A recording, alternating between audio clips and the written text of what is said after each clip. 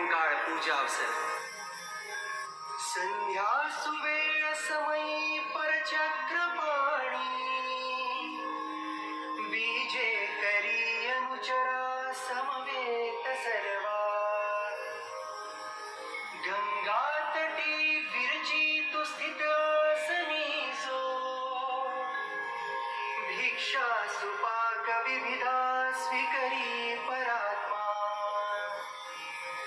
ते सत्प्रसादिक परमेश्वर दृष्टपूत है भिक्षान भोजन कीजे पर सन्निधान